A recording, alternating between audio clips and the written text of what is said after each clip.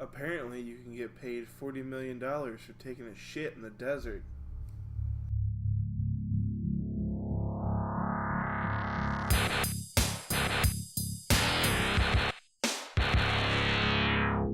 Alright, I guess we should just get into it. Yeah, we are back. It is me, Danny Marvelous. And Nick the Iceman. And we are back for another week of the weekly wrestling cast. Alright, I guess we should start with the first thing. Yeah, did you want to do news first, or? Yeah, we can go ahead and do news. Alright, so... Prolongs the discussion of Crown Jewel. There's only two things, unfortunately, though. One of them is bad. Triple H is injured. Obviously, we'll talk about his match. But during that match, he got a torn pectoral. And he posted a picture of it, I think, on Instagram. Yeah, and they directly addressed it on Raw this week. So and it looked gross. Yes, it did. But then we have the supposed location of the next WrestleMania. After the one happening in 2019, the 2020 WrestleMania will be happening in Minneapolis. Oh, wow. Yeah. So apparently, big stadium, holds a lot of people. That's what they're going for. So, all right. All good. So, yeah. Now, let's hop into this show. Crown Jewel. Live from Riyadh. What was it? Riyadh? I don't even know the place. They said it one time. And then they pretended they weren't in Saudi Arabia because they didn't say it, so it doesn't happen, right? Sure. They even mention it in normally, New Day's opening. Hello, Melbourne. Yeah, they say the name, instead this time it was Crown Jewel! Yeah. Alright, well... I didn't mind most of the tournament that they did. Okay, fair. I thought most of the matches for that were okay, but actually, the tournament wasn't bad, yeah, except for the ending. All right, so let's just go in on that one. All right, the tournament. Yeah. All right, so we started out with Rey Mysterio and Randy Orton. Great match. I mean, there's not really a whole lot to say about this.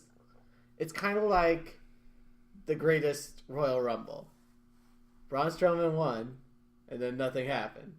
And I kind of think that's what they're going to do with this whole world champion, best in the world thing. I mean, especially with how it ended. Yeah, exactly. So Rey Mysterio fought Randy Orton, and that was actually a really good match. No hate on them. Really good. Then Seth Rollins fought Bobby Lashley. Rollins got the stomp. He won. Jeff Hardy and The Miz. Miz had control of most of the match, got the skull-crushing finale. Kurt Angle fought Dolph Ziggler, and they actually gave it to Ziggler. Yeah, I was surprised. I thought Kurt Angle was for sure going to win that match. I was sure about that too, and both of us picked Kurt Angle to win it, and obviously that didn't turn out into anything.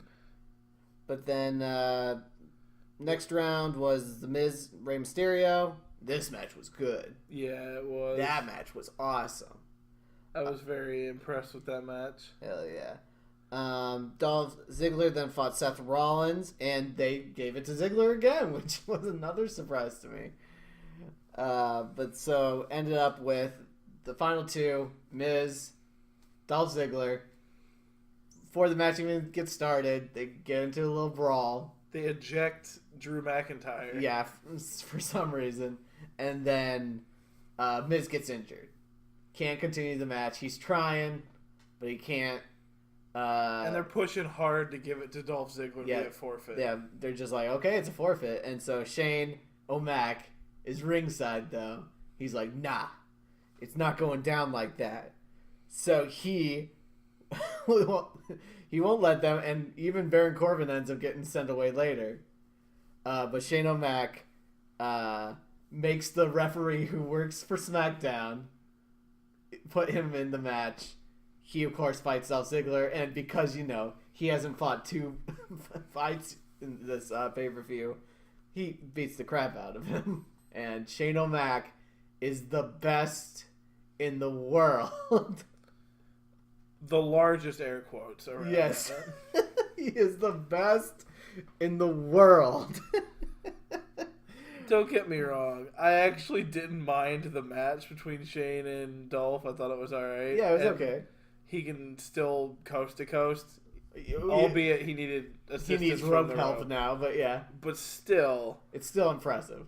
I was just like, really? Yeah. This is how we're going to end this? That's how they ended It it. kind of felt like a cop-out. It really did. Shane O'Mac is the best in the world. Come on.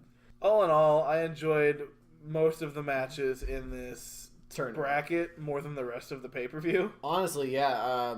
Honestly, the Miz Rey Mysterio match really took the cake for me. And then after that... Well, I want to just say one thing about the opening of the show.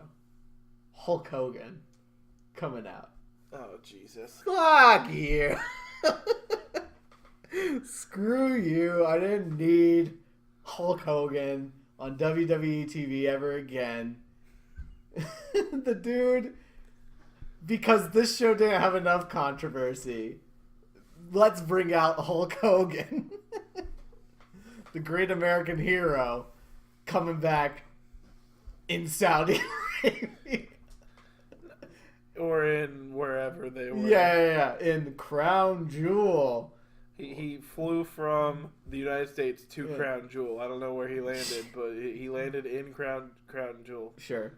Sure, let's go with that. But yeah, like, don't get me wrong. I think Hulk does deserve a spot in the Hall of Fame. He's a legend. He was one of the figures that built this industry. I'd never need to see him on television again. He's a racist asshole. But anyway, so then yeah, let's get to the other matches. New Day and the Bar fought for the SmackDown Team Championship.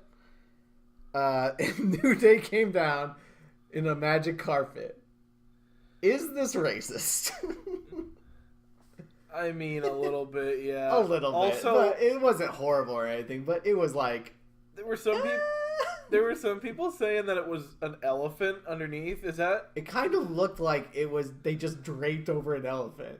Because it was moving slow, and it was kind of wobbling from side to side like elephants do when they also, walk. when it started lowering, you could tell it was like... Yeah, like the elephant kneel. Which might be worse than if it was just a super shitty, like, cart. I mean, it's covered by a tarp anyway. Put it on a cart. Make them go down that ramp 50 times faster. And not with a blind elephant. Yeah. So weird. But yeah, I actually really liked this match, though. This was actually pretty good for the most part. Yeah, I enjoyed it. And of course, also. these two groups always are amazing with each other. Big Show got the punch on Big E when the ref wasn't looking. Yeah. And that gives the Bar the win. And so... Not surprised. They retained their championship. Other matches. AJ Styles, Samoa Joe. And AJ, of course, ends up keeping the title. I was so mad. I mean, let's be honest about what happened here. Daniel Bryan said, I'm not going to Crown Jewel. And so they said, okay, who has the most experience with AJ at this time?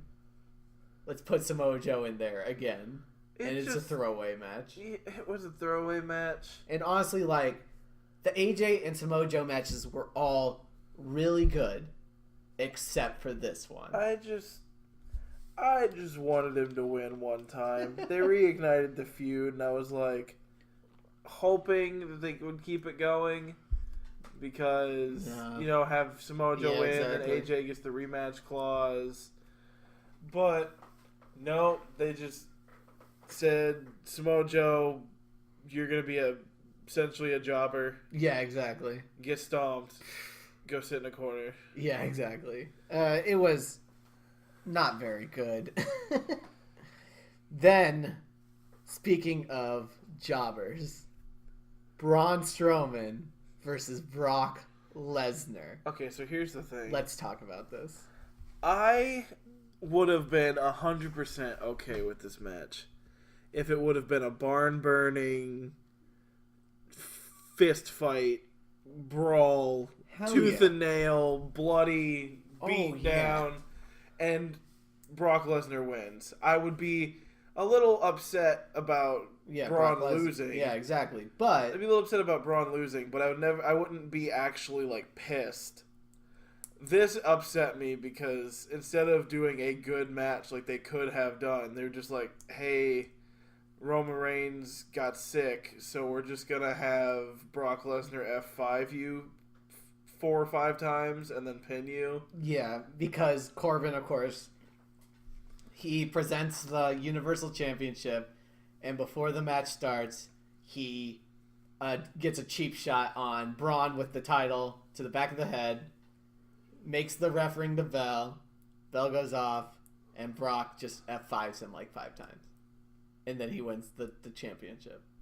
I was so... Screw this. Upset. This is horrible. This was a pay-per-view match. For a championship. This is a pay-per-view title match on an unclaimed title. They could have made this. Think about if they would have instead been like, we need a champion, so we can't have any shenanigans. No disqualification match for the title belt. Mm-hmm. And then the two of them are just beating the holy hell out of each other with tables and chairs and kendo sticks and so good. Just going to town on each other. That would be That great. would have been such a cool match. Instead, we got this. We got 5 F5s in a pin. Yeah. That was it. That was it. To kind of reiterate what Seth Rollins said on Raw this week, which we'll get to, was very much a slap in the face to the WWE universe. Oh, yeah. And to Roman Reigns. Yeah. Yeah. After all of this, they just went, put it on Brock. And we're going to put it back on Brock Lesnar. God, I'm so upset about that.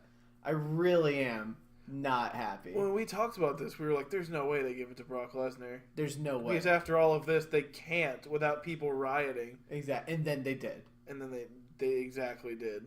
And I think they did it in Saudi Arabia for a reason.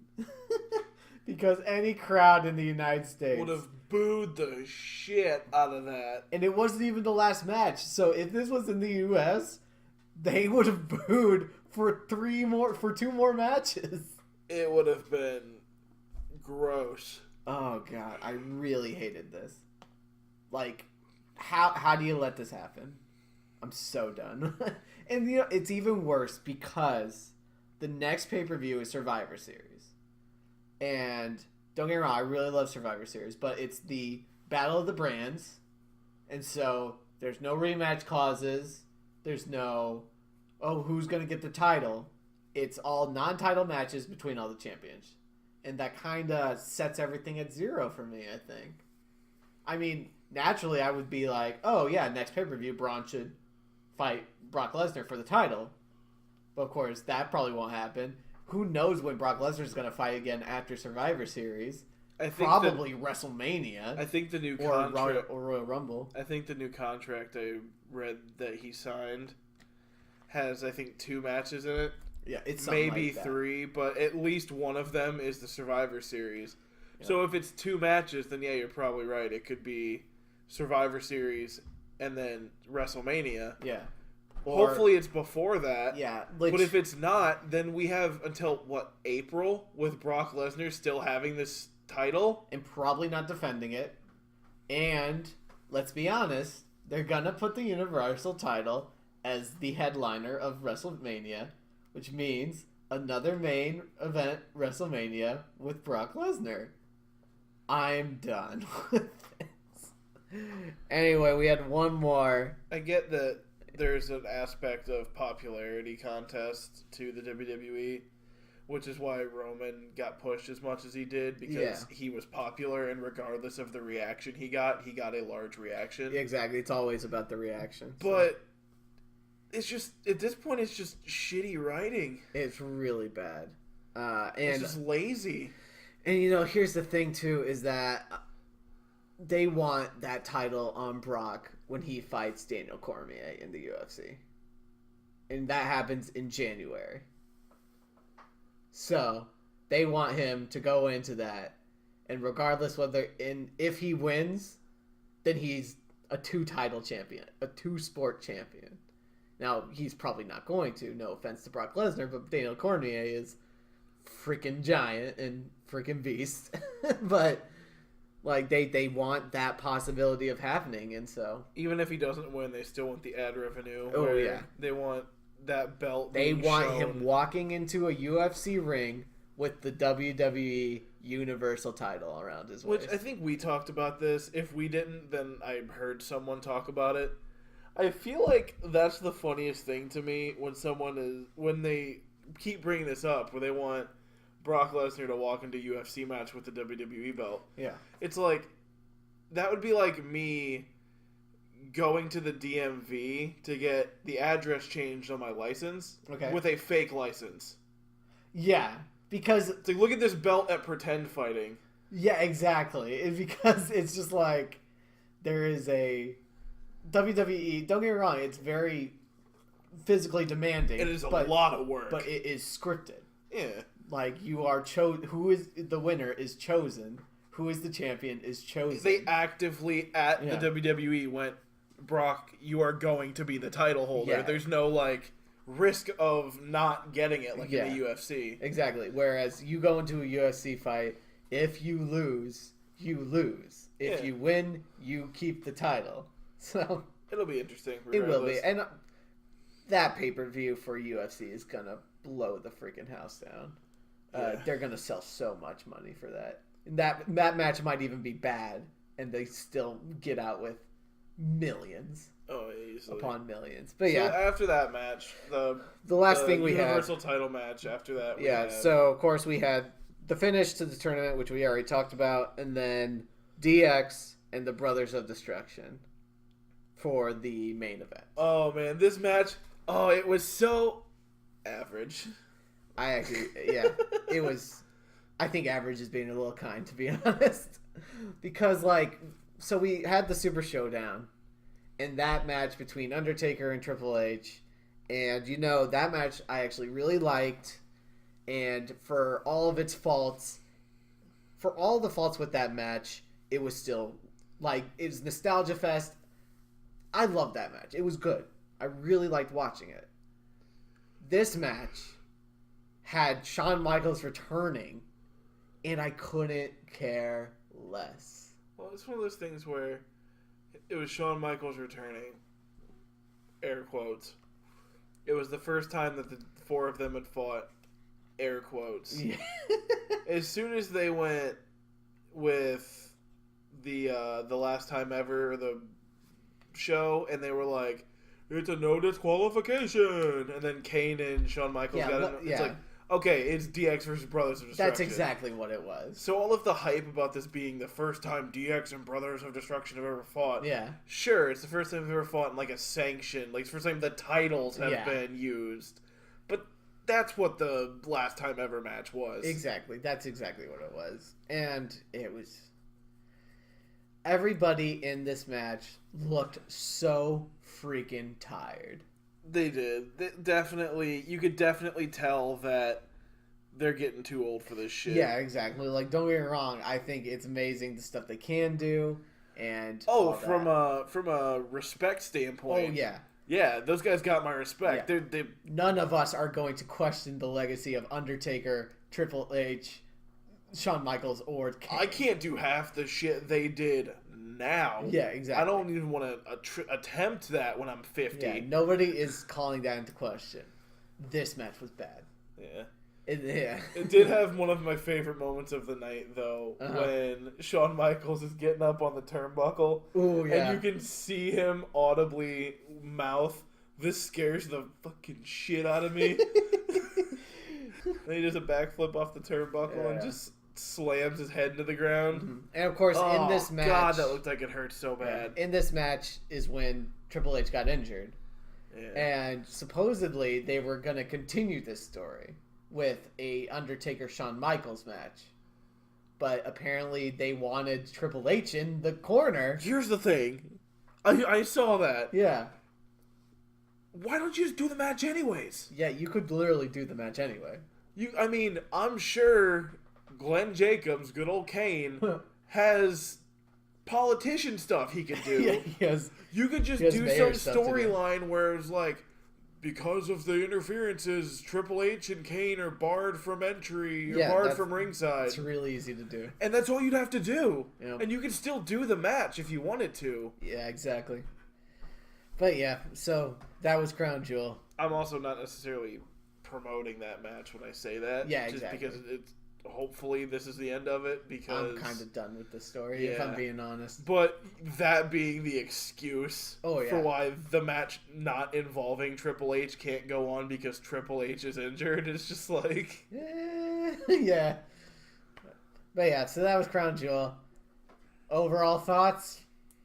It sucked. Yeah, it was bad. It was real bad. So, just for those counting, 2 Saudi Arabia pay-per-views. In the shitter. Complete garbage.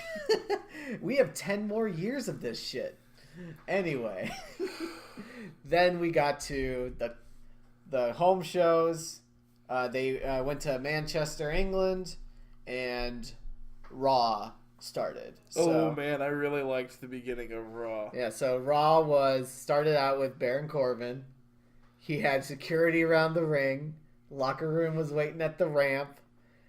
So he gets out there and he starts hyping Survivor Series. He's talking about how he's going to lead Raw to a victory. As the manager, not wrestling, of course. Yes. He specifically said that he will not be wrestling in the match, but he will be the quote-unquote captain, the manager. And so... His first 3 picks are kind of an eyebrow raiser? Yeah, a little bit. So it was Dolph Ziggler, Drew McIntyre, and Braun Strowman? Don't you have beef with Braun Strowman? Yeah, it's like... Which he explains. He basically gave this whole speech about how he was like gonna try to domesticate Braun Strowman. He was like, he's got some issues with me right now, but once he learns to follow the rules, he'll be the destructive force that the Survivor Series team needs. Yeah, exactly. It's like, he's not gonna follow rules. You cost him a title belt. Yep, and so, yeah. And then after that, he announces that Alexa Bliss is gonna be the captain, also not wrestling, of the Women's Survivor Series team. Now, this is a choice I really like. Oh, I like that too. Because Baron Corbin not doing it is because he's just doing it for heely things. He's just the heel that's doing his thing. Yeah, I'm not going to get hurt. I'm just going to throw you all into it. Yeah, it. exactly. That's what he does. Having Alexa Bliss as the captain of the women's team is great because I assume she's still recovering from a concussion. And so she can't wrestle right now. But this gives her something to do. Oh, yeah. And it lets us get more of Alexa Bliss. Which we all love Alexa Bliss. Without her actually having to wrestle on the injury. Yeah, exactly. It's much better than not having Alexa Bliss on television. So then we hear Braun Strowman's theme kick in. And this is probably one of my favorite parts. Well, first we got Kurt Angle. Oh, that's right. I forgot about that. Yeah. So Kurt Angle interrupts Alexa Bliss. And he challenges Corbin for the captain position. Main event of Raw will be Corbin versus Kurt Angle, and winner will be the captain of the Survivor Series team. Kurt Angle versus Baron Corbin, allegedly. So then Alexa Bliss goes to continue. She's like, oh, where was I? Oh, yeah, I was. And then Braun Strowman's intro comes in. And this is one of my favorite moments of the week. You just see Braun Strowman with purpose strutting down the runway. And he just straight leg kicks one of the security guards. That part was like, holy crap. And that guy just becomes a corpse. He hits the ground so hard. And we just see Braun Strowman ragdoll these 6 security guards and just make his way into the ring. And it was great. It really was. I really liked this. But yeah, so then that led to Braun chasing Baron Corbin for the rest of the episode, which was really... They don't always knock it out of the park with humor segments. This I really liked. I also like this a lot. Especially how they had... what's her name? Charlie Caruso, Something like that. something like that. Every time she would interview Corbin, she would give away his position. Yeah. So then Braun would immediately show up. I'm not scared. Well, then why are you hiding in the security room? Why did you say? Why would you say that? And then he just comes bursting through the door. It was so funny. It was quality. It was really good. So then after that, we got the first match of the night, which Alexa Bliss sets up to kind of see the talent of the women's division on Raw. Yeah. And it's Sasha Banks, Bayley, and Natalya versus the Riot Squad. And there's not really a winner to this match. See, that's the whole thing. Is like, first, so let me get out of the way. All of these women are great. And we saw their match at Evolution, and that was awesome. It was real good. I was not excited to see this again, though. And frankly, it wasn't very good. Here's the thing. Raw, well, not just Raw, the WWE Universe in general has been suffering from this issue recently where they don't know when to let something die. Oh, yeah. Feuds go on way too long nowadays. And I don't mind a long feud if you keep doing stuff to make it interesting. Exactly. But when it's literally just every week, you're just like, these guys have a match. These guys have a match. Every week. And they don't develop the story at all. They just throw matches at you with these people. Even if they're good matches, like with the Seth Rollins Dolph Ziggler feud. Yeah. Every one of their matches was A+, top tier. Yeah, but guess what? But it got old after a while. Yeah. All of those matches are great because those guys, no pun intended, burn it down every single time. Yeah, and just like with Sasha, Bayley, Natalya, and the Riot Squad, all of their matches have been real good. But if you watch the same 6 people a month and a half in a row, it's just like, I've seen all they got. Like, exactly. So then this match really revolved around Natalya walked to the ring wearing sunglasses that were supposed to be Jim Neidhart's, her father's glasses. Allegedly. Let's be honest, they just looked like a pair of glasses he would have worn in the past. Yeah. So anyway, Natalya gets Sarah Logan into the sharpshooter. Before she taps, Ruby Riott grabs those glasses and she snaps them in half. And then nothing happens. Then Natalya goes out, picks up the broken glasses, and cries about it. And the Riot Squad just leaves. And then that was it. Yeah, the Riot Squad just paces out. There was no end to this match. Yeah. This is to put icing on the cake because this was so cold, but so funny. The England crowd counted them out. The middle of Natalya just bawling her eyes out. The crowd all of a sudden is just like, 8, 9, 10. And that was it. There was no bell. They just kind of zoomed in on Natalya. Cut to commercial. The match is over. What the heck was this? And, I mean, it makes me laugh that in a match Alexa Bliss sets up to see who's the best of the best, there's no winner. Exactly. And that's the thing. Why didn't... So, Ruby breaks the glasses. Sarah Logan gets out of the sharpshooter. Why doesn't Sarah Logan get a roll-up pin? Why doesn't she sneak something in that suddenly lets the Riot Squad get a win? Which would have been what would happen. Yeah, and then it would make sense for the Riot Squad to be put on the Survivor Series match, which, let's be honest, Alexa Bliss was probably going to do that anyway. So, yeah. But yeah, I thought this was weird, and like, I don't know, man. I wasn't into this at all. So after that, we have Jinder Mahal versus Finn Balor. No, I'm just kidding. That'd be horrible. Jinder Mahal versus Apollo Crews. The Battle of the Buried. I mean, let's be honest, neither of these guys is really in high esteem right now. They're trying to put Apollo Crews over. They tried for the last couple of weeks, then fed him to Elias and then somebody else. Yeah, I don't Anyway, remember, I'll be honest. I think it was Dolph Ziggler. I don't forget. Maybe. But anyway, That shows how memorable the match was. yeah. So he just kept losing, and this match was not very good, if I'm being honest.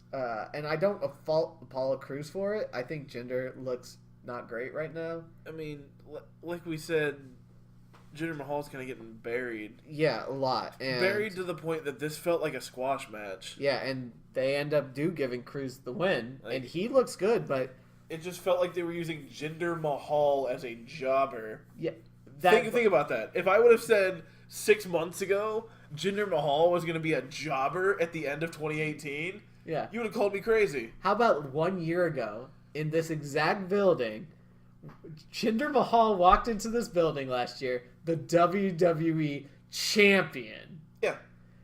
Now he loses to Apollo Crews as a glorified jobber. Oh, how he has fallen. Which, granted, I don't think many people enjoy Jinder Mahal's WWE Championship run. But for you to fall that far is saying something. Yeah, it's unfortunate. But what this doesn't do anything for Crews for me, though. I mean, it doesn't really. I feel like they tried to put him over, but people don't really give. No offense, people don't really give a shit about Jinder Mahal anymore. That's the thing. Like, if he would have beat, congratulations, you can beat Jinder Mahal. If so you can would have the rest switched of the Jinder roster. Mahal out for Finn Balor, Oh, would have yeah. been nuts. Oh, Or yeah. switch Jinder Mahal out for Dolph Ziggler or Drew McIntyre. Heck, put one of the guys that you don't see on TV all the time if you're going to do this. Yeah. I mean, that's the thing. It's like, you beat Jinder Mahal. Everybody beats Jinder Mahal. I mean, you're not wrong. All right, so then we had Seth Rollins promo. Oh boy.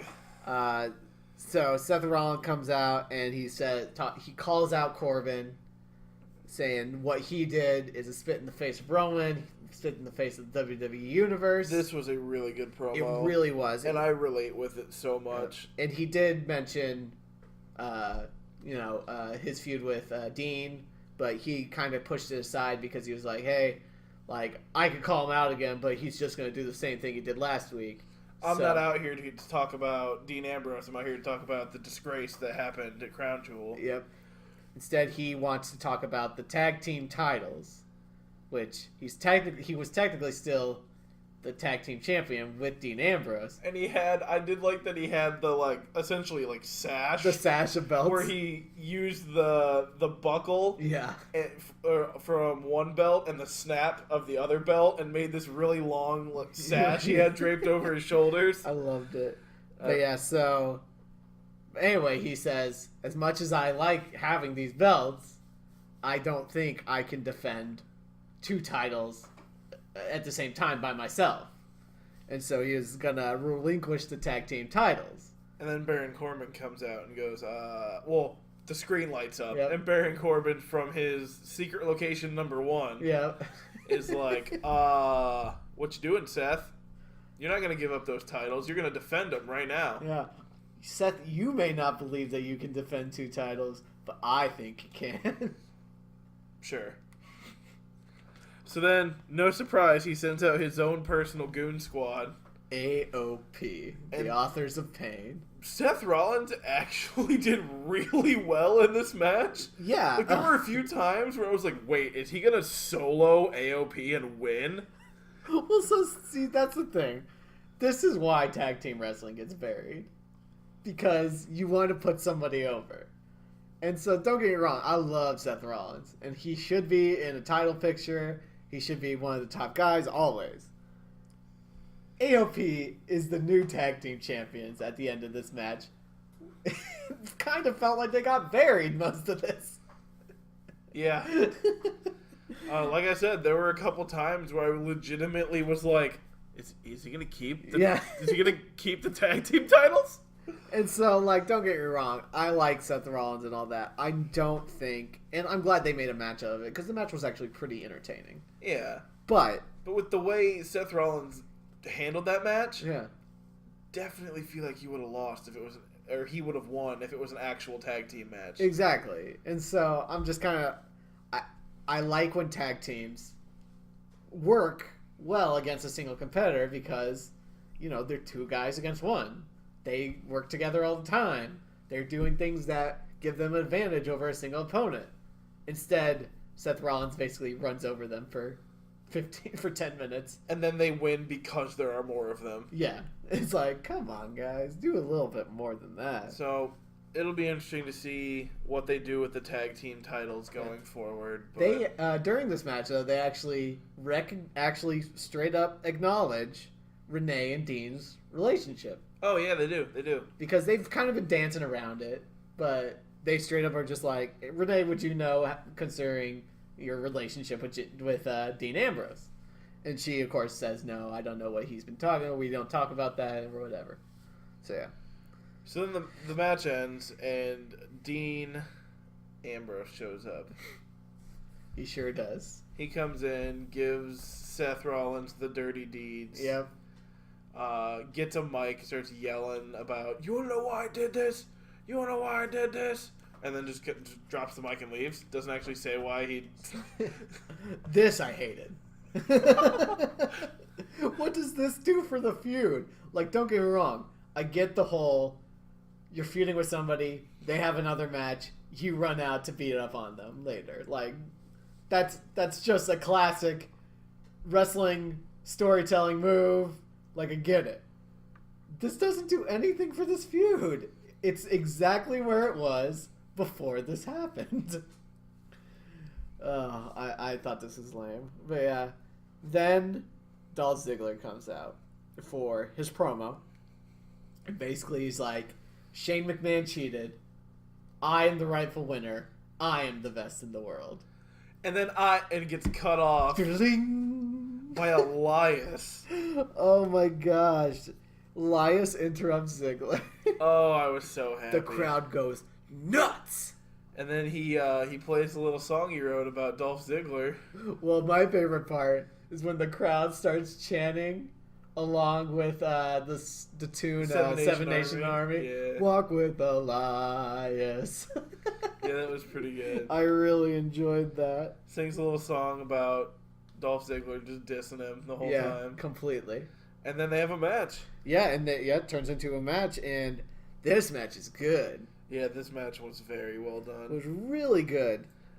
I love that we get to see this side of Elias where he actually, is competent in the ring. Oh, yeah, because most of the matches he was in as a heel were kind of squash matches for the other person. Yeah. So the way they were treating him when he was a heel was that he won the heel, but the Healy way. Like, he wasn't a dominant heel. He was a heel that talked shit, got hit, but would cheat to win. Now, as a babyface, he's a guy that calls people on their bullshit and can back it up in the ring. Yeah, I like it a lot more. I enjoy it so much. Not to say that I disliked what he was doing before. I actually hope they turn this into a feud. Dolph Ziggler and Elias, that would be cool. I feel like it'd be so cool. I feel like Elias is just built for that Intercontinental title, though. Oh, I would be so happy. Because think about if Dolph gets it off of Seth, and then Elias gets it off of Dolph, or some iteration of that where the three of them intermingle with triple it. Threat? Yeah. Ooh, that'd be so cool. That'd be so good. But yeah, so the reason I say that though is because, one of the classic Intercontinental champions is the Honky Tonk Man. And honestly, Elias is like a modern version of him, so yeah, I can see that. Yeah, so I think that would be I've really actually never thought about that. That is a really good comparison. Yeah, isn't it? Like, even his finisher, the drift away, is kind of like a shake, rattle, and roll. Yeah, just a little bit. A little bit, yeah. So, yeah. So, anyway. But Elias ends up getting the win on this match. So, our next bit. We've been joking about this for, all week. So, next up is Ronda Rousey's promo. And listen, I know that Ronda Rousey is new. And she's been working on her mic skills a little bit. She's cut some pretty good promos. This one, actually, for the most part, I really enjoyed. She is not only the baddest woman on the planet, she is the most intense woman I have ever seen. 90% of normal promos in the WWE go a little something like this. Danny Marvelous, I'm going to take your title. I'm the best that there is here in the business. No one's better than me. You're not better than me. And then if I'm a babyface, I'll be like, all the people in this great city know that I'm better than you, and you're not going to win in your heely ways. Ronda Rousey comes out and literally says, I'm going to kill you. I am a natural born killer. She's a babyface that is straight up saying, I will end your life. I will rip your arm off and beat you to death with it. So yeah, just to be clear for everyone listening, Ronda Rousey has legit threatened the life of almost all of her opponents at this point. Yeah. She straight up just says, I'm going to murder you. Yeah. It's never, I'm going to beat you in the ring. I'm going to literally kill you. And then there was that weird line where she's like, I'm the baddest bitch on the planet. I actually like that. I didn't mind that. The weird line was when she's just like, I woke up every morning to my mom trying to break my arm. I'm like, what? I don't think that comes across the way you think it does. Because it sounds like child abuse. Sounds like... Like, I don't know Ronda's backstory, but obviously her relationship with her mom is fine now because, like, they just talked about it with the feud with Nikki Bella. Like, Ronda's mom is a normal mom, and she's proud of her and all that stuff, you know. Except she wakes you up with an armbar. Trying to pray, like, what the heck is that? Armbar, brush your teeth, breakfast, leg lock, kiss goodbye, bus. Like, seriously. That's a morning routine for young Ronda Rousey. It was so weird. 50 push-ups at the bus stop. But yeah. So then, at the end of this, Nia Jax interrupts her. And, oof. You know, it's never good when you start a sentence with, oof. So here's the thing. Nia Jax and Ronda Rousey are really good in the ring. And they have built Ronda up so much that I'm like, yeah, Nia Jax is probably one of the few people that could take that title off of her. But these two are literally the worst people on the mic right now for the women's division. I mean, she just comes out and is like, what are you going to do? Don't just remember I'm coming for that title. And I'm like, what is this? I'm a heel. And that's the thing. So, at this point, she wasn't a heel yet. Okay? She wasn't a heel at this point. So, what the fuck is this promo? I don't understand. Anyway, then Ember Moon interrupts her. And we get into another Ember Moon Nia Jax match. Which is just another example of let's do the same match over and over and over again. Because I'm pretty sure this is the third week we've seen Nia Jax versus Ember Moon. And I'm just over it. And honestly, like, even though Ember Moon is good in the ring, like, it feel like she's getting buried constantly here. Because they have to put over Nia Jax. She's the next in line for a title match. But then Ember Moon, like, just because of that, she loses every week. I mean, what is this? This is bad. This is just bad. Yeah.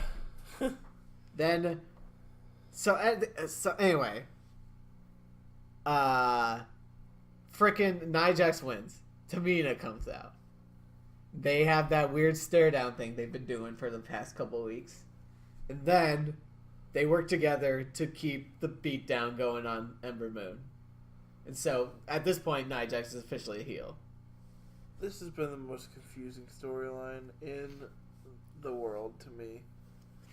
And so, I'm going to call it right now for the next match between Ronda Rousey and Nia Jax. Tamina's going to be ringside. This has been the weirdest feud ever. So, Nia Jax and Ember Moon started as friends. We're just going to do a quick mapping of this. It's okay. Nia Jax and Ember Moon started as friends. They beat the shit out of each other in a friendly competition. Yeah. Then Tamina shows up.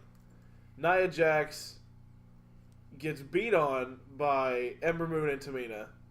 Then Ember Moon gets the shit beat out of her by Nia Jax and Tamina in the Royal Rumble.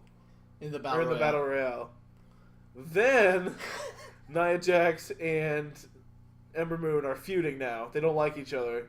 They're pissed about the Battle Royale. Battle Royale, yep. Still both baby faces at this point. Then Tamina helps Nia Jax beat up Ember Moon? Also, why? Nia won the match. Proved that she's better. And then two heels just beat up a babyface again? For no reason? I'm feeling like we're missing some shit here. I feel like we're missing a lot of shit. I get that there's like, you have to believe because of the way that kayfabe works, and that this is like, it isn't really like a wrestling show in kayfabe. It's just like a weekly gathering, and it's the story. Yeah. But I feel like, so you know that like there's stuff that happens off camera. Yeah, of course. That they, if it's major enough, will be like, oh, this happened during the week. During the break. Yeah. But I feel like we're missing so much in this feud. Yeah, I don't understand what's even happening here, honestly. It's so weird. And honestly, at this point, Nia Jax is turning as much as Big Show. I mean, yeah. Because she's heel, and then she's a babyface, and then at WrestleMania she's a babyface. Then she kind of does this weird heel call out of Ronda Rousey. Then she loses the title to Alexa Bliss. Babyface again. And now she's a heel again. That's just in the last year. I think bringing Tamina back is probably going to be good. And I feel like they should have kept Nia Jax a babyface. Because I feel like they want a bigger powerhouse woman to be a babyface and a heel, which is why they kept flipping Nia back and forth. But with Tamina, you can have one be a heel and one be a babyface. But now they're both heels. So lame. My head hurts. So lame. Anyway, we then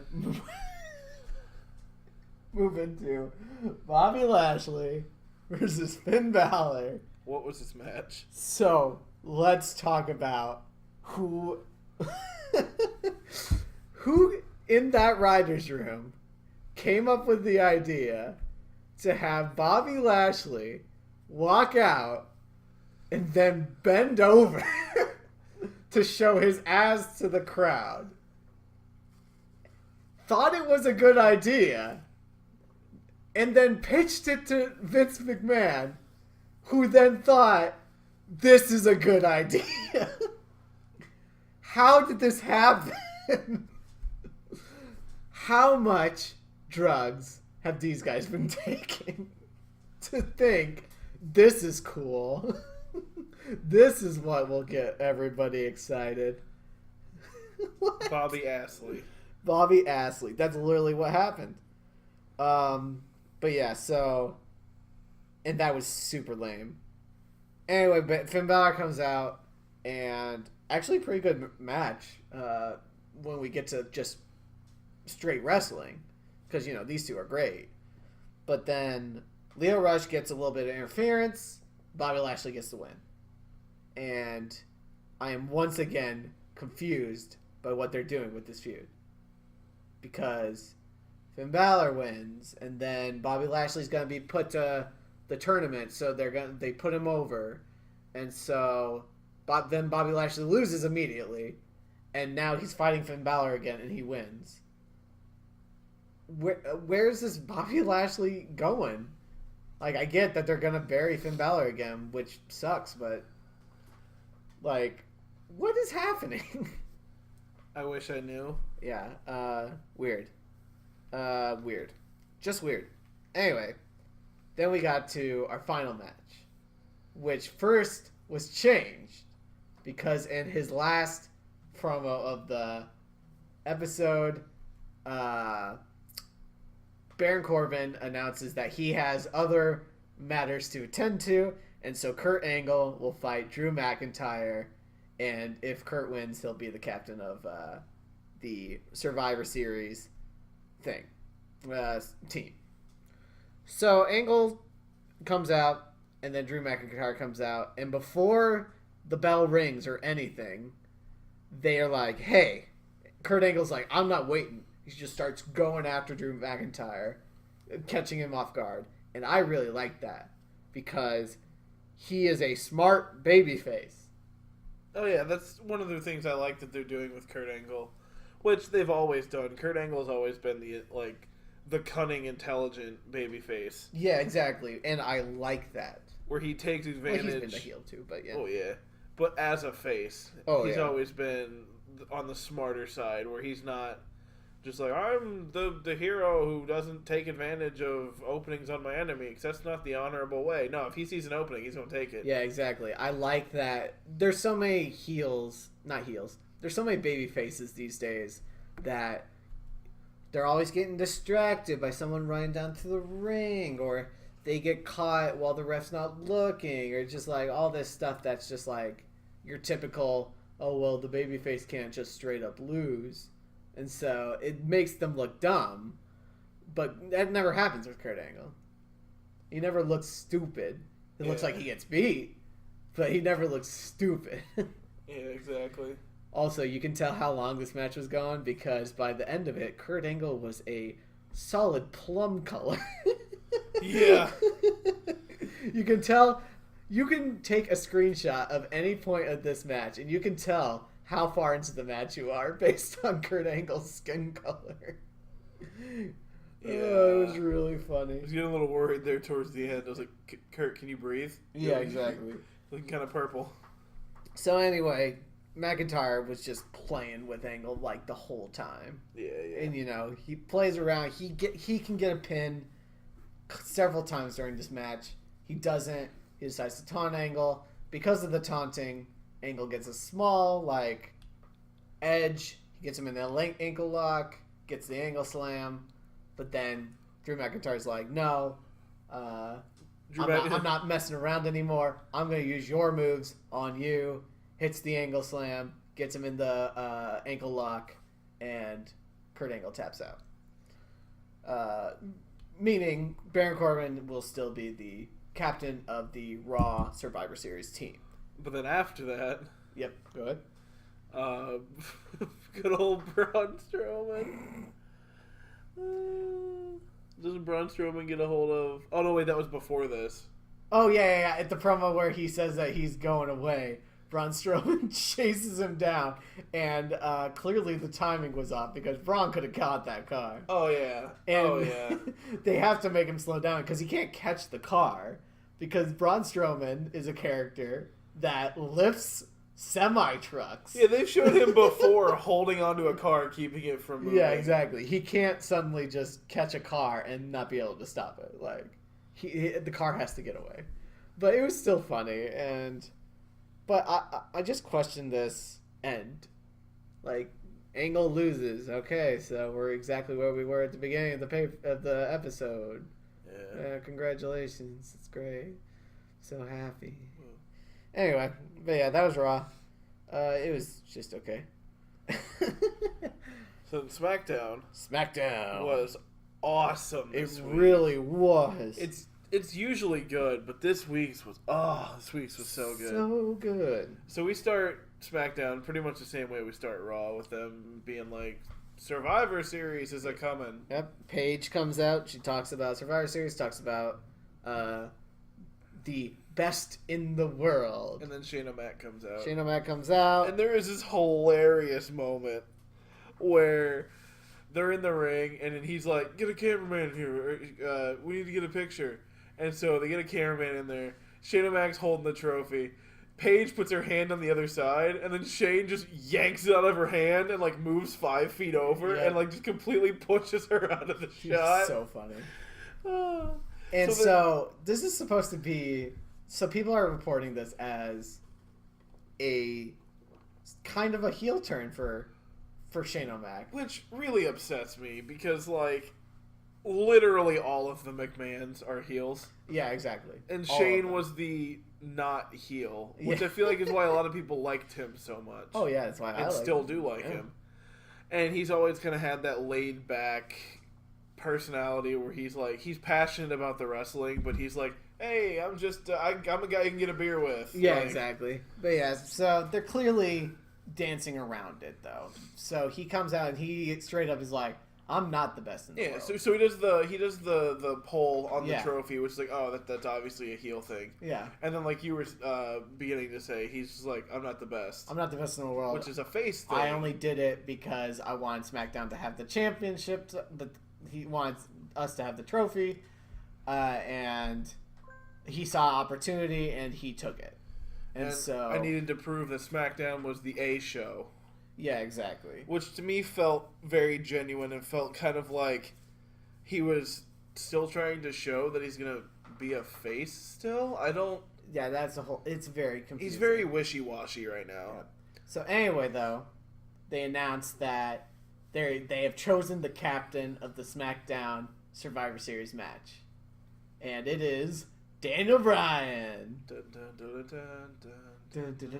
dun, So he comes out and he's like, thanks, Shane. I'm going to do my best to be the captain. And then we hear another intro. Awesome. Miz comes out swinging. He's like, Shane, this is... He's limping, too. He's limping. But he comes out spitting. He's like, Shane, this is bullshit. I should have fought in that match. I'm the best in the world. I think you're the best in the world. I fought two of the rounds. I'm two-thirds of this trophy. Together we are the best in the world. I should be the captain. And Shane goes, you know what? You're right, Miz. You should be the captain. With Daniel Bryan. Yep, you guys are co-captains. And this led to some great stuff. And immediately, even on commentary, between commentary, The Miz, and Daniel Bryan, they all kind of have the same reaction of, well, this is going to be a train wreck. And it actually turned out really well. They got along, and I love as they get along, they catch themselves getting along. Yeah. And they're like, this is weird. This is weird. I agree with you, Daniel. This is weird. Or I agree with you, Miz. And then he just like walks off. Yeah, I really enjoyed that. And so their first pick was Shane O'Mac. Yep. And so Miz picks Shane O'Mac because he's sucking up to Shane O'Mac. And he's like, no, clearly, no. Daniel, listen to him. Yeah. This not going to work. Yeah. And then Daniel's like, I actually agree with The Miz. Yeah.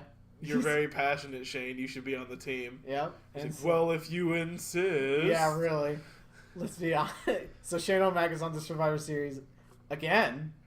And unlike on Raw, Daniel Bryan and The Miz are both wrestling. Yep. So with those are three wrestlers. And we get the rest of the team by the end of the episode. Which confused me because on SmackDown you get the full lineup for both teams in the episode.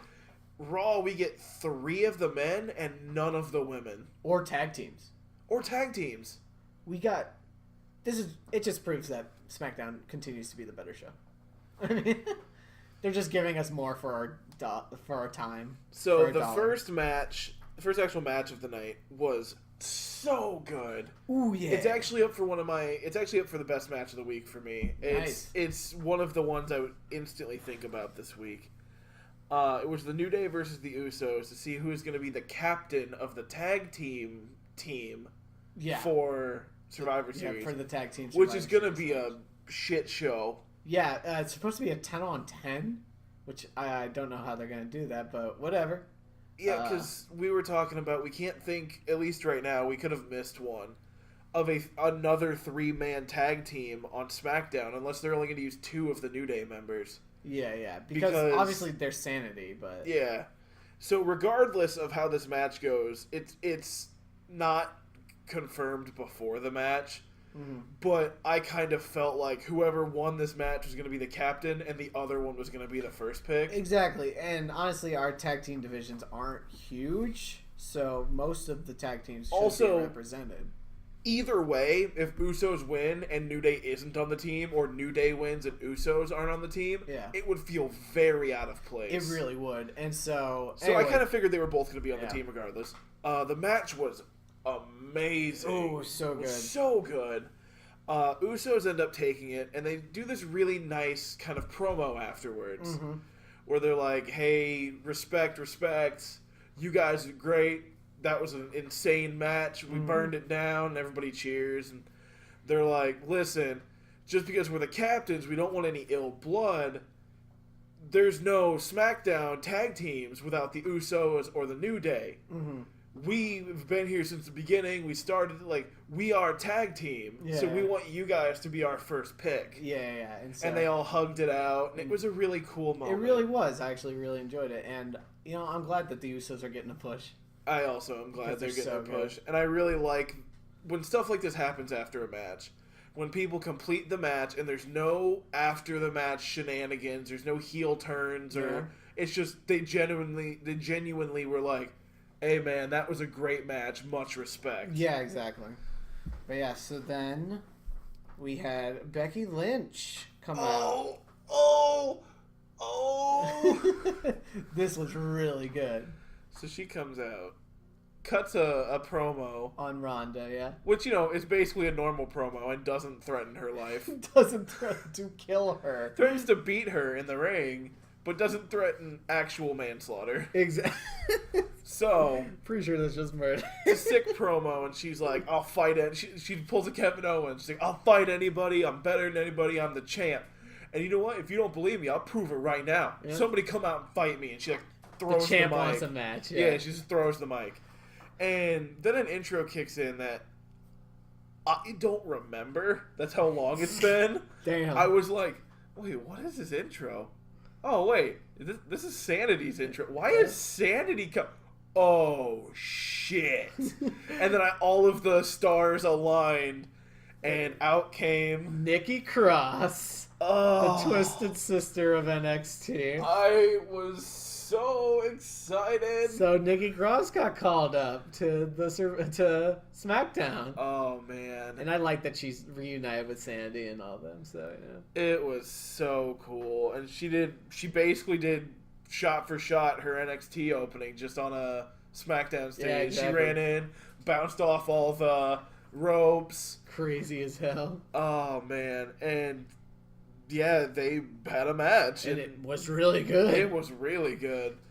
I was a little worried because I knew kind of halfway through the match, I was like, damn, as much as I want Nikki Cross to win her first match on SmackDown, she's going to lose her first match on SmackDown. I mean, yeah, she's not going to beat Becky Lynch on her first But either way, I feel like this was a win for her. Just because it got her to more people. Because, I had no clue who she was before I started watching NXT. And there's still a lot of people that don't watch NXT. So this was definitely... And those people should start, by the way. Yeah, this was definitely a highlight reel for her, basically. It really, And I saw a lot of people online were kind of bummed about this. Because they want, of course, Nikki Cross is a fan favorite. They want her to win her first match.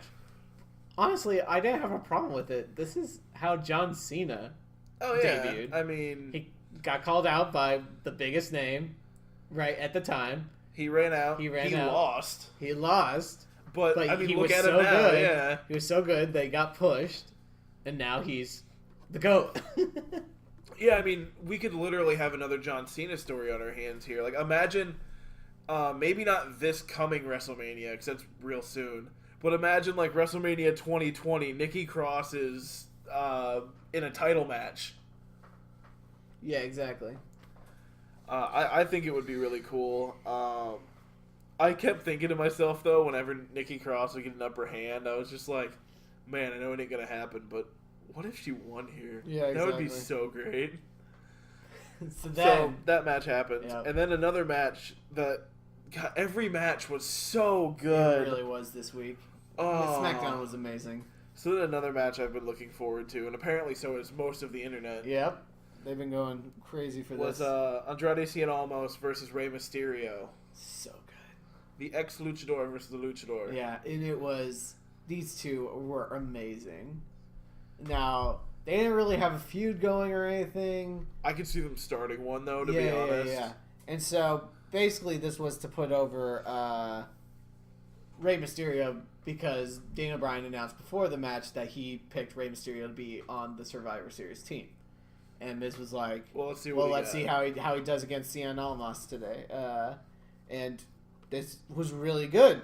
And I did feel like, I was like, oh man, like, Cien Almas he impresses us basically every week, but he loses all the time. And he doesn't have a match, he doesn't have a feud, doesn't have a storyline going. That's why I kind of would feel like it would be neat if this match started a feud. Exactly. I would really enjoy it. Just because I like both of these guys. Cien Almas is familiar enough with lucha wrestling. Yeah, exactly. And you could tell he was familiar enough with lucha wrestling that he set up a lot of the more acrobatic moves very well. Oh, yeah. Like, there was a Hurricane that Rey Mysterio did where he actually went around twice. Oh, yeah, that Hurricane Rana, yeah. It was so cool. Yeah. But yeah, Rey Mysterio sets up the 619, gets it denied at first, and then ends up setting it up again and driving it home. Exactly. But then, as he's celebrating, RKO out of nowhere. And it was out of nowhere. I didn't even hear the crowd go. They must have turned down the crowd or something like that on the audio because that was the Randy Orton that we haven't seen much of lately. Yep, all of a sudden, Rey Mysterio is celebrating, and all of a sudden we just see Randy Orton pop in the frame, grab him by the head, RKO. Oh, man. And, backstage, Daniel Bryan's like, what the heck, man? Did you send Randy Orton out there to do that? And he's like, Randy Orton RKO'd me last week. He's not happy with me. I don't want to be anywhere near Randy Orton. Which then their conversation leads to the last two picks where they decided they would each make a pick. Yep. And then their two picks would have a match. Yep. And whoever won that match would be on the team. Exactly. And the last two picks were Daniel Bryan picked Jeff Hardy. Nice. And The Miz picked Samoa Joe.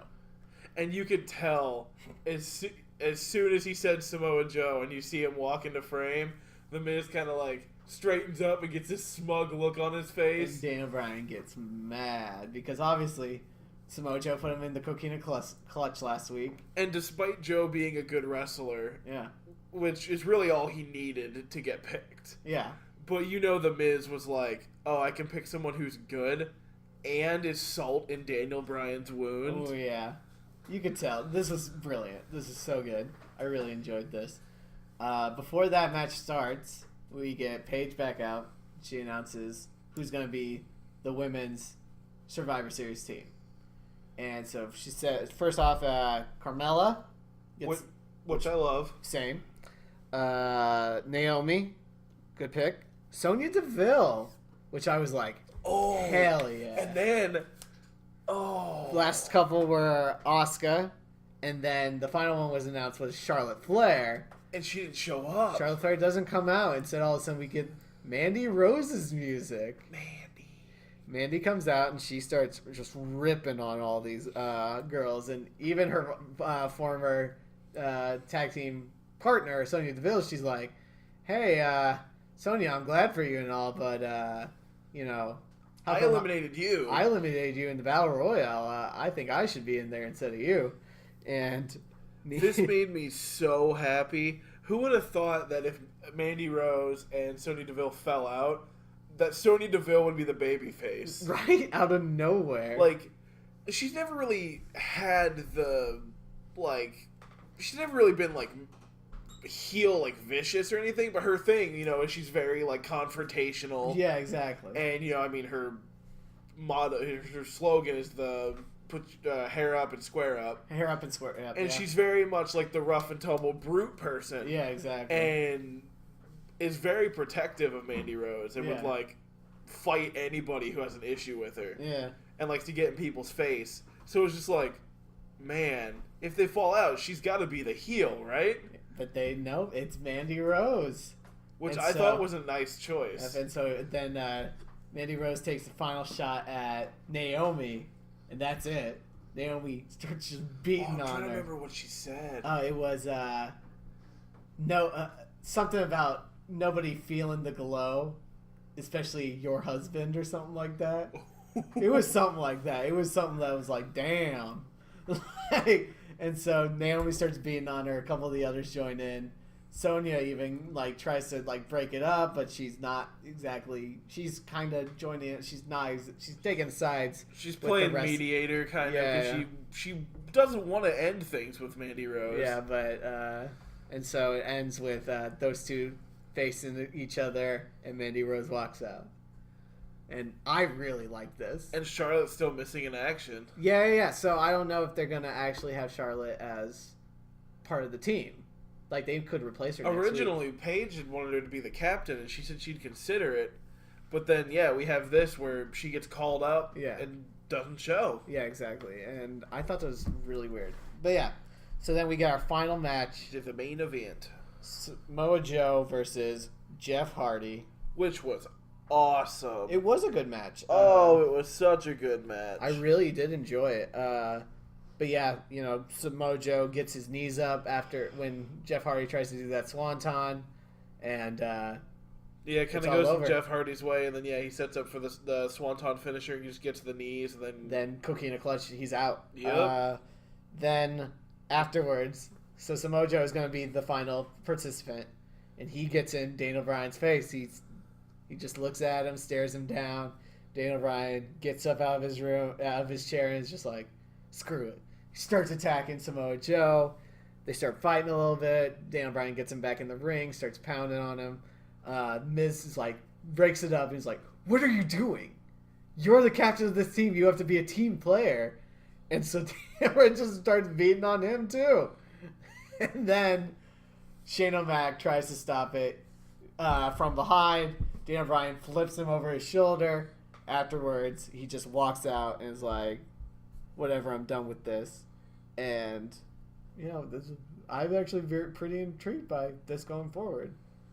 Yeah, it's interesting. Next week will be interesting. Do they keep Daniel Bryan on the team after this? I honestly don't know. They could also replace Daniel Bryan. It would be interesting. I don't think they should, but... I don't think they should either, but it would definitely be an interesting twist of events where the babyface is the one that steps out of line and gets punished for it. Exactly. All right. Can't control his temper. Uh-huh. So I'll go over our next two shows real quickly. Which is Mixed Match and NXT UK, correct? That is correct, sir. So B&B fought Country Dominance, and Country Dominance won. Such a stupid name. Yeah. This honestly wasn't a very good... Their Mixed Match Challenge hasn't been good, period. But, it's just been kind of average for most of it. There were a couple episodes that were really fun to watch. Most of them have been kind of drags. This one was bad. So anyway, I'm just going to tell you that. Then Day One Glow fought The Fabulous Truth, and Day One Glow won.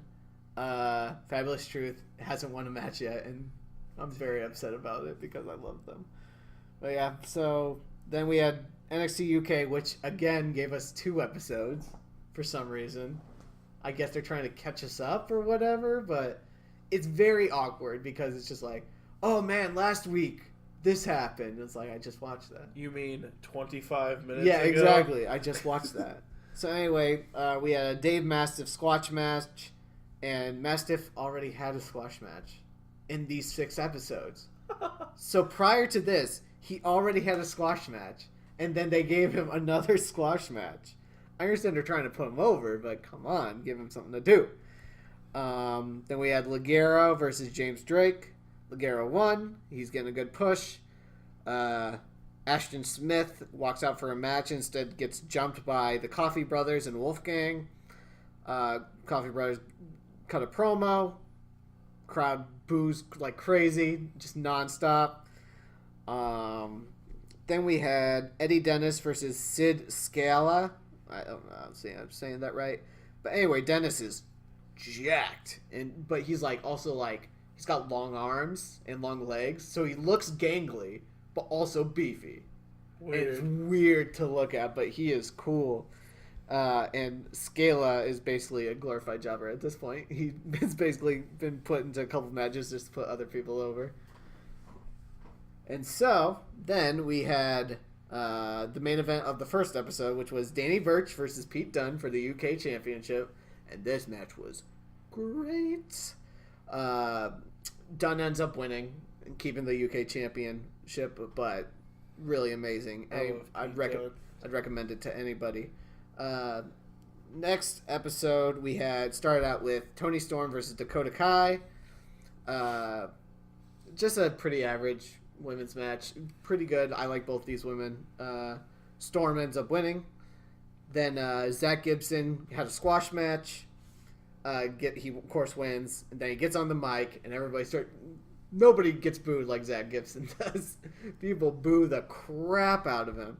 And he basically puts over the whole promotion. He's putting over NXT UK. And he's basically talking about... But he's also putting himself over. So he's talking about all the amazing talent in the back, but I'm still better than all of them. But then Trent Seven from Mustache Mountain comes out, and he's like, you mentioned all those guys, all those talented people in the back, but I noticed one name you didn't mention was mine, so I'm going to beat you up now. And so he tries to start beating on him, and of course Zach Gibson just rolls out of the ring, and he's like, I already had a match, I'm not doing this. And so it just creates a feud that they're going to fight more, and I'm excited for it. Then we had Kenny Williams versus Jordan Devlin, and these two are both high flyers, really fast, really fun to watch. Match is really short. Devlin suddenly hits his finisher and gets the win. And then we had a 6-man tag match between Mark Andrews, Ashton Smith, and Flash Morgan Webster versus Wolfgang and the Coffee Brothers. And this match was actually pretty good, lots of action. And actually turned out to be pretty great, if I'm being honest. But then, the heels get babyfaces, allies knocked to the ground. They get Flash Morgan Webster isolated in the ring. They hit a finisher on him. 1, 2, 3. Wolfgang and the Coffee Brothers win, and that was NXT UK. So then we move on to 205 Live. Oh, man. 205 Live started with such a good match. It really did. It was the Lucha House Party, which this week was Kalisto and Lince Dorado. Yep. Versus TJP and Mike Kanellis. Yeah, I was really looking forward to it. One thing I didn't like about this, the promo at the beginning from the Lucha House Party. This guy, TJP, has literally been tearing off your masks. The biggest disrespect against luchadors. And they're all just like, let's have a party. That TJP, how dare he do that? Also, this Mike Kanellis has been a real pain in our butt. I'm like, get angry. Like, don't get me wrong. Like, I understand, like, it's supposed to be, they're a lighter act. Get me. But guess what? Let me see your war face. Yeah. New Day is a lighter act. They're happy all the time. But guess what? When the Bludgeon Brothers injured Xavier Woods, he doesn't goof around in the back. He gets serious and ended up teaming up with Jimmy Uso to take him down. It didn't work, but he was serious about it. So the match goes on, and it's enjoyable. You get a really good match. There's a lot of cool, amazing moves that get pulled off. There's surprisingly between TJP and Mike Kanellis, there's a lot of synergy. Mm-hmm. They do a lot of team moves, which I thought was really cool. It was really great.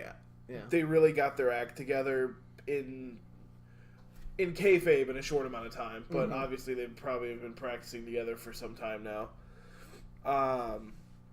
Lucha House Party starts to get the upper hand. Then TJP comes in and starts, getting into it with Lince Dorado. Lince Dorado puts him in a hold. Yep. And TJP reaches for the mask. Yep. And he gets the mask off, but starts waving it around. Celebrating. He's all proud. He's like, I did it. And then you see Kalisto from outside the ring just kind of point past TJP. And behind him is Lince Dorado flossing with another mask on. Yep, with his yellow mask on. And he's wearing 2 masks. Hits his finisher on TJP, 1, 2, 3, the Lucha House Party wins. Oh man, This match was good. I was waiting for this to happen. Honestly, I was like, if they keep ripping off your mask, just wear another one. We've seen several luchadors wear multiple masks before. Yeah. Rey Mysterio's done it quite a bit, where he wears two and then he comes out and rips one off and gives it to a fan. Mm-hmm. But like, it makes perfect sense. It was really good. Oh, it was so great. So good. Just the look on TJP's face when he turned around and saw Lince Dorado with another mask on. Oh, so good. But yeah, then we had a face-off from video from the Performance Center. Cedric Alexander's training. Here comes Leo Rush. And the man of the hour. I actually really liked this. I liked it a lot, because too. it was just like, I liked that he's just like, wait, you're really back here? You're here working with the jobbers? Like, what are you doing? At least 205 can do Leo Rush, right? Right? Because Raw cannot. But he's a great heel on 205 Live. And so then... He cuts a good promo about, you're back in school. Come fight me. You need a match with me. Yeah, exactly. And when you get out of school, if they let you out on time, come fight me. And then Cedric Alexander responds with, if you actually gave a crap about anything more than just yourself, you'd know that, or carrying Bobby Lashley's bags, you would know that if being in here and training was going to make you better, and that's how you become a champion. Yeah. And so, anyway, then Leo Rush has a squash match, and obviously he just destroys the dude. It was the antithesis of a squash match. Yeah. Didn't get the other guy's opening. The announcers never said his name. The only thing you get from him is Turbo on the back of his Speedo. And I was just like, this guy is... He could literally be anybody. Like, they could have, 5 minutes ago been like, hey, dude, do you want to wrestle? Yeah. Put on these Turbo tights. Let's go. And so, he just gets destroyed, and then Leo Rush gets on the mic. The beginning of the match was funny, though. Oh, yeah? Leo Rush actually starts to lose momentum right out of the gate. He tries to be all like, ha ha, you ain't gonna beat me. I'm the greatest. I'm the 23-year-old piece of gold. A man of the hour. And then gets a couple of solid hits to the face. Yeah. And you see his smile just drop. Yeah. And he gets real aggressive. Oh, yeah. And then, he takes the match. He gets on the mic and he rips into Cedric Alexander. And he goes after saying, how dare you? I am the hardest worker here. I am championship material. If you want to come to me, you do it in this ring. And it's like, oh, wow. Okay. I'm really hoping this feud ignites from this. Oh, yeah. It's and it so isn't good. just a one-off, because I like them both so much, and I feel like they're both insane in the ring, and we could see some really good matches between these two. And I wasn't sure if they were going to do it, but they announced that, because we already knew Buddy Murphy would face Mustafa Ali for the Cruiserweight Championship, but they sometimes do that on 205 Live because they don't always have it on the pay-per-views. But no, the Cruiserweight Championship will be on Survivor Series. It's going to be such a good match. I'm really Both of those excited guys for are it. so good at what they do. They really are. And speaking of Buddy Murphy being good at what he does, it brings us to the main event of 205 Live, which was in Manchester, right? Yes. Because it's where they do Raw. Yep, that's where they do SmackDown. Or SmackDown, yeah, that's what I meant. It's where they do SmackDown. And so because they were in the UK, they had a UK wrestler. Yep, and it was Mark Andrews. Who I'd never seen before. Yeah, he was in the championship tournament after Enzo vacated the championship, and he got pretty far. And then he had a couple matches on 205 Live. He's really good. And now, of course, he's on NXT UK. But yeah, he's great. So I want to talk about the beginning of this match before the match even starts, when they call people out. I know that, the biggest difference between the WWE and, collegiate wrestling is obviously the scripting of it. Yeah. But also the fact that they don't give a shit about weight. Oh, yeah. So, they call out Buddy Murphy, and they're like, at 203 pounds. It's like, oh. Yeah, he's on the edge. Don't eat too many Tic Tacs, because it might push you over. He's borderline... In fact, they did a storyline with that before you started watching. He was supposed to face Cedric Alexander at the Greatest Royal Rumble pay-per-view instead of Kalisto. Oh, it was over 205. But then he had a weigh-in, and he was over 205 pounds. So yeah, you have him who's at the tippy top of the weight division here, and then they're like, next up we have from the UK, they've got Mark Andrews at 147 pounds. Yeah, and I was just like, ooh, he's got like 60 pounds on the dude. I mean, they do a little video either before or after that where they're like, he's always been the runt of the underdog. The underdog. I was like, all right, that makes a little bit more sense. But yeah, just like straight up comparing statistics, just like 203, $147. Yeah. I really like this though because they showed that in the match too. Because Mark Andrews would get like momentum in like a move set, and then Buddy Murphy would reverse it. But he wasn't like overly dominant. Like he was pretty dominant, but like it never felt like Mark Andrews couldn't do anything to him. Oh yeah. Like he would stop one of Andrews' moves and then do a move of his own, but then Andrews would switch that on him using it was a very back and forth match. I actually really enjoyed it. This was a very good match. Yeah. But I mean, I had never seen Mark Andrews before, but I've seen Buddy Murphy several times by this point, and he always is good in the ring. Yeah. So then that rounded out 205. And of course, Buddy Murphy wins. They're not going to have the champ lose. Exactly. But yeah, so then we had NXT. Which started with the match that surprised me. Yeah, haven't had these two fight before. So now it's Heavy Machinery, and I was like, all right, that's cool. They're probably going to verse like Undisputed Era or War Raiders or maybe Lorcan and... Oni and Lorcan. No, Lorcan and Burt. Lorcan and Burt, that's right. Yeah, Oni Lorcan is the guy. And it was Forgotten Sons. I was like, okay. Yeah. Not necessarily nothing against the Forgotten Sons, but because Heavy Machinery and Forgotten Sons, neither one have really been like... In the title picture. Yeah, in the title picture. It was kind of weird for me. Yeah. It was cool, though, because I was like, wait, neither of these guys are like... super prevalent right now. Yeah. So I legitimately don't know who's gonna win. Exactly, and it was a pretty good match. Yeah, it was very good. I was gonna say though that I think it was Steve Cutler, red cowboy boots. Come on, also had the Texas flag. Yeah. I didn't mind the Texas flag. I thought the boots were a little much. So I'm trying to think of what the guy's name is. It's not Otis on Heavy Machinery. The taller guy. You know who I'm talking about. I do know who you're talking about. So about halfway through the match, he delivers a boot to someone, and it was devastating. Yeah, it really was. Oh my god.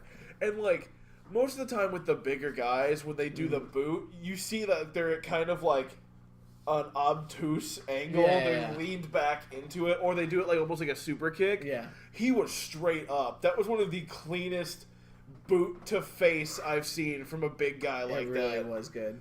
Oh, and a lot of the moves, I feel like that's a lot of Heavy Machinery's thing is like they're bigger dudes, but they are so clean, and they do stuff that you're like, wait, you shouldn't be able to do that. Yeah, exactly. Like when Otis does the worm into the elbow drop, like so good. It's like, wait, you can do the worm that cleanly? Yeah, he does it really good. So that was a cool match. They ended up giving it to Heavy Machinery. Mm-hmm. Then we had Dakota Kai again. Yeah, versus Taynara Conti. She was on both NXTs this week. And Taynara Conti was in the Mae Young Classic this year. Dakota Kai was in it 2 years ago. And I really like Conti, and I'll tell you why. We don't have a lot about her character, but you don't need it because look at her in the ring. Yeah. Her character, you know exactly who her character is based on her fight style. What I think is cool, there's a lot of wrestlers that kind of have the generic moveset. Yeah. And then, like, if you look at Leo Rush, for example, he's very good in the ring, but his, last hour? It's just a frog splash. It's just a fancy frog splash, yeah. And so, like, there's stuff like that where they're like, oh, it's a move everyone does, but because he's doing it, we're naming it this. Yeah, because he's doing it in this way. There's some of the things that Conti does where it's like, I haven't seen anyone ever do that. I don't see hardly anyone do that. Exactly. One of the things, they didn't have it in this match like at all, but one of her big like moves that she does that joint manipulation stuff where it's just like she'll grab your arm, get it under hers, and then like bend your wrist in a certain way that looks just horribly painful. And I thought that's, it's her first match on, not her first match, but it's one of her. They're beginning her career on NXT. Thought they were going to put her over because they specifically mentioned that she was focusing on Dakota Kai's wrist. Yeah. And so one of her moves is specifically a wrist submission. Oh, that's cool. It's really cool. And I'm not ashamed. It's a shame that you didn't get to see it in this match, but it's a really great move. But nothing to take away from Dakota Kai. She was really good in this, too. Yeah, she ends up taking this one. And, of course, she does her running legs that she always does. But she ended it this time with that the chiropractor, which was a backstabber move that she did from in front of her. Yeah. She flips over her, puts her knees on her back, and then does basically a backwards backstabber. It was really impressive. But yeah, so they ended up giving it to Dakota Kai, and I do agree with you. I do like how much of Conti's character you can see in her. Exactly. It reminded me a lot of honestly the week previous with Matt Riddle. Mm-hmm. You can very much, from watching him fight, you're like, he's an MMA fighter. Like he is a MMA fighter. His attitude in the ring gives you that kind of cocky bro kind of character, and he throws like Muay Thai knees and elbows, and you can very much tell from him in the ring. You can go, oh, this is the kind of person he is. Yeah. And the same can be said about Conti. Even her intro, where she comes out and she does the bow first, it's all serious, and then she's like, oh, whatever. Like, yeah. Like, I really like it, and I hope they give her a push. So then after that, there was a lot of promo stuff. There was hyping War Games. They hype a Mia Yim, Bianca Belair match in the future, which that promo was good, but then really cringy. Yeah. Then they did. Did they do the Matt Riddle Keith Lee thing here? Yes, they did also? that one. Setting up what's his name? Ono. Facing these two in the future because Ono's a heel now. Was the Johnny Gargano thing during this, or was it after the next match? It was before. What was the next match? The Lars Sullivan Velveteen Dream. No, that ended the match.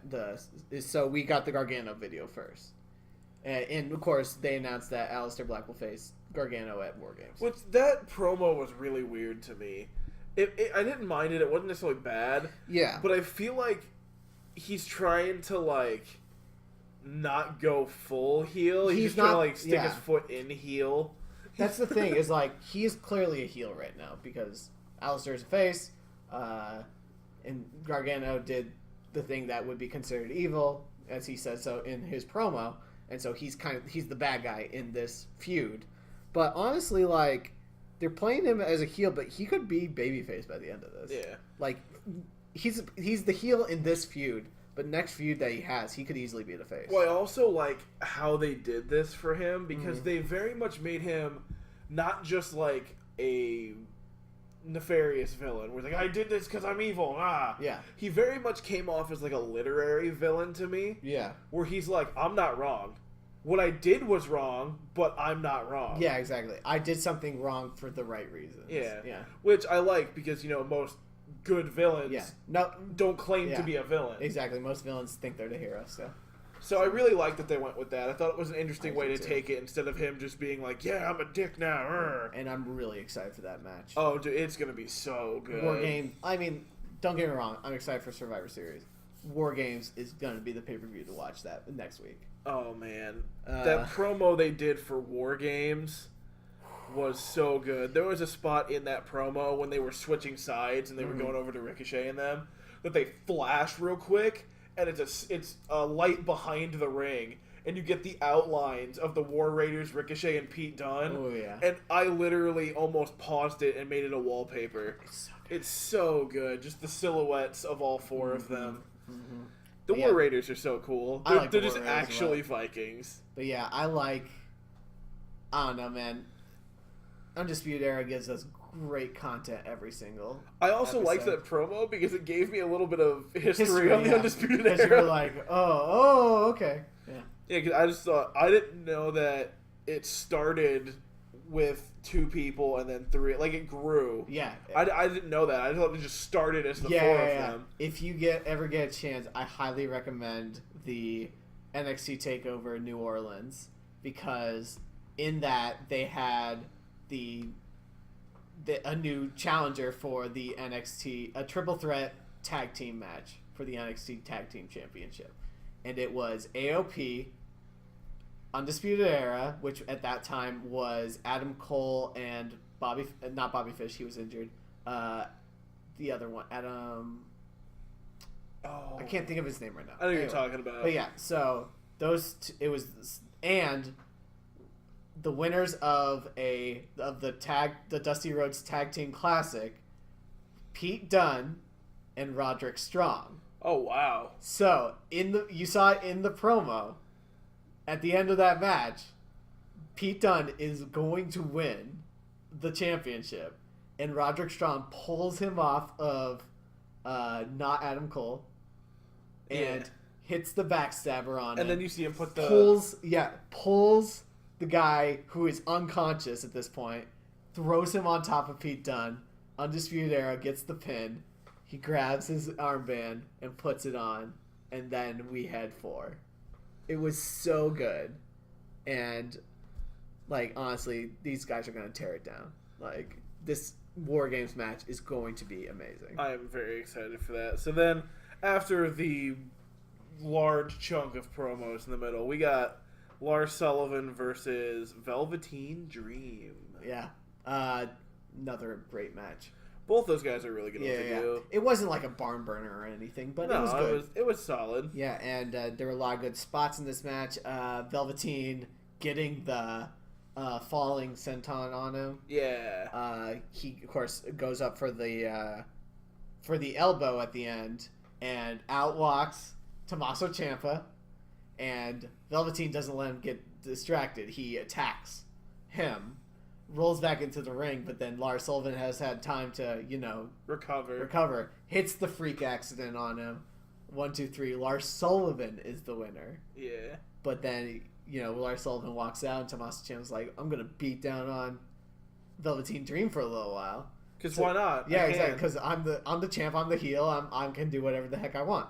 Even though they're both heels at this point. But he starts beating down on Velveteen, and but Velveteen suddenly gets a bit of adrenaline going, and he starts giving it back to him, and he hits that falling DDT, the reverse falling DDT, onto the NXT Championship with Tommaso Ciampa, and then goes up, and the refs start coming out. They're like, no, can't do it, can't stop this, you have to stop this. Gets him down, then he runs right back up and hits that elbow. It was so good. So good. And then, of course, that's where the NXT ended. And, of course, NXT kills it every week. But, yeah, so then we get to our final things of our usual final questions. So, match of the week. Give me your match of the week. Match of the week, huh? Mm-hmm. Let's see here. I don't know. It's not going to be from them.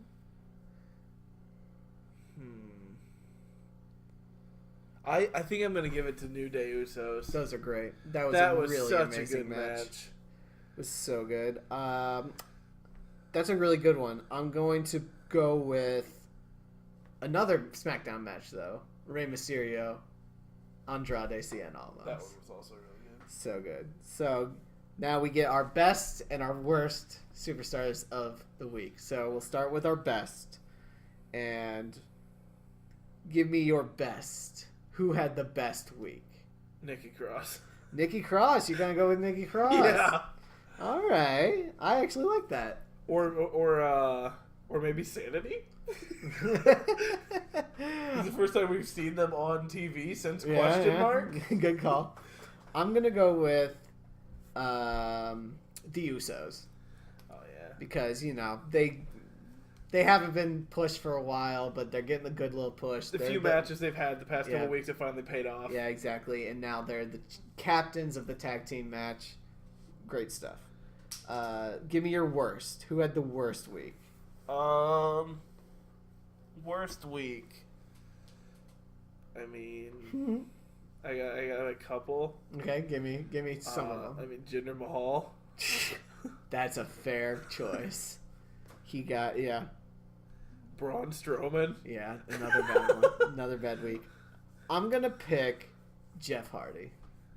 That's fair. Don't get me wrong, I love Jeff Hardy, but he loses to The Miz at Crown Jewel, and honestly, The Miz controlled that entire match. And then he loses to Samoa Joe, and he probably won't even be on this pay-per-view. So, yeah. So then, get our question of the week.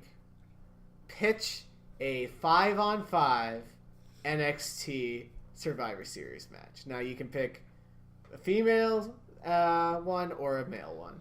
I'm probably gonna go with male one just because Right. I know Fair. the guys of NXT better. All right, go for it. Okay, so I had to pick 10 guys from 10 NXT. guys, yep. So we got one side.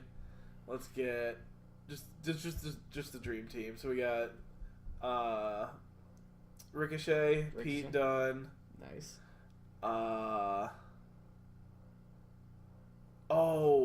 Oh God, I lost his name.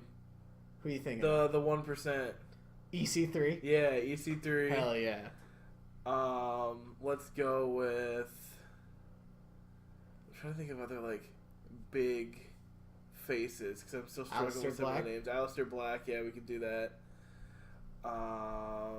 And let's go with. Oh, I don't know for the last one. It's a lot of good picks. Let's go with Matt Riddle. I was actually going to suggest Matt Riddle. So my first team is Matt Riddle, Aleister Black, Ricochet, Pete Dunne, and the 1%. Yep, EC3. EC3. So that's my one side. All right, now give me your other side. The other side, Adam Cole, Nice. Lars Sullivan, Awesome. Velveteen Dream, Great. Johnny Gargano, Oh. and Tommaso Ciampa. Ooh, you put Gargano and Ciampa on the same team. Very interesting. Because then there'd be some, yeah, that's very there'd good. be some issues there. All right. So that's the heel team and the Nice. face team. I like it. All right, I'll pitch a female one then. So, one side, Kairi Singh, obviously. Dakota Kai. Nikki Cross, even though she technically just got pulled up, but whatever. I mean, Lucha House Party was on 205. 205. Technically, or was on Raw. And then technically went back to 205 is still above NXT, but yeah. Well, I think it flexes the You get shows. called up to 205. So anyway, let's go with Mia Yim and I'll pull someone up that's a face, but she's not on television right now, which is Io Shirai. Ooh, there we go. She's signed to NXT. She's just not currently on the roster. She's still in Performance Center. So then heels, Shayna Baszler, obviously. Duh. Got to have Shayna on there. Lacey Evans. I'll put Tana Araconti on there. Bianca Belair. And another one.